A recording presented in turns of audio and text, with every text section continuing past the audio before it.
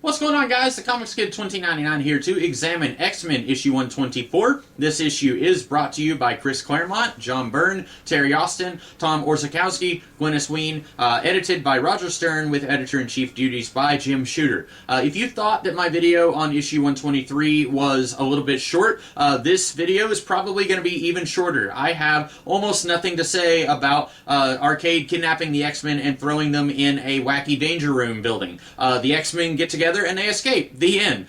In the previous issue, Arcade had somehow brainwashed Colossus into becoming the proletarian, the hero of Russia, who wants to kill the X-Men.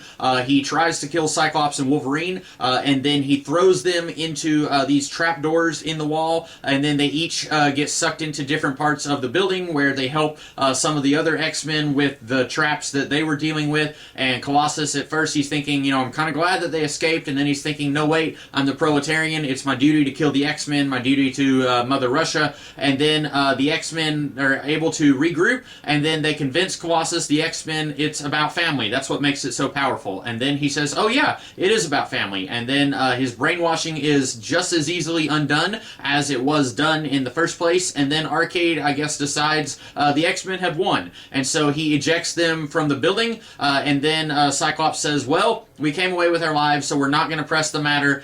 We can't do anything about it. I would say that's baloney, but whatever. Very, very little to talk about in this issue. This issue and the previous issue very easily could have been one issue. I can only assume, because Claremont and Byrne are co-plotters, that Byrne really wanted to take his time and draw all kinds of wacky arcade pinball machine stuff for the X-Men to be endangered by, and so this, what could have been one issue, was stretched out into two. As such, like I said, I have very little to say. I guess I could say in the previous issue, Logan was thinking about what direction is his relationship with Mariko Yoshida going to go. He's comparing his relationship with her with some of his relationships in the past, like with Cackling Rosa, who he's mentioned before, and he says, with Mariko, you can't really just live day to day, so something has to happen.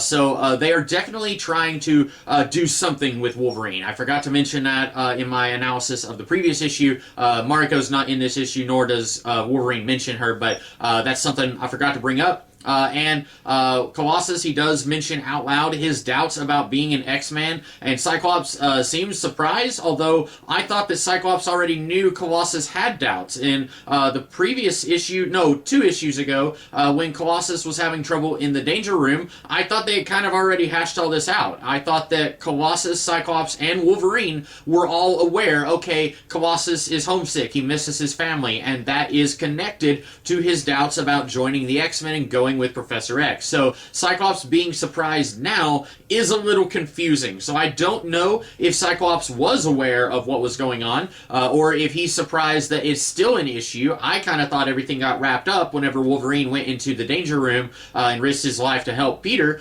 So I don't know. I don't know if we're going to keep getting more of Colossus wishing he could go back home, since there are so many times where, like at one point in the previous issue, Banshee mentions that they've been taking it slow. They've been getting the mansion up and running, but they haven't really had any supervillains or anything to fight for a while. You would think that somebody could say, why don't we all just go to Russia and we can visit for a few days to a week and just let Peter get reconnected with his family. It's been like a year and a half since he has seen his parents. Maybe we could just let him borrow the X-Jet real quick and go visit them. If it's affecting his performance as an X-Man, then you would think they could maybe figure something out. But I really don't know where this is going. I know that we will see some of Colossus' family again in another year or two, but I don't know if this is the end of him whining about being homesick for now, or if we're going to get more of it in the near future.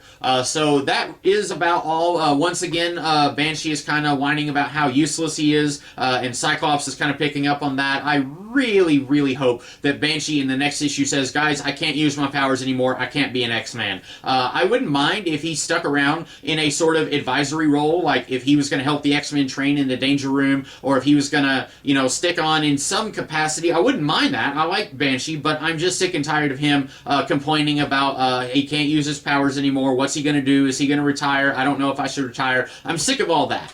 So hopefully very soon that will get resolved as well. Didn't care for this issue, didn't care for the previous issue. I'm really glad that we don't have to deal with Arcade for a little while. So that is all for now. So let's consider this issue examined.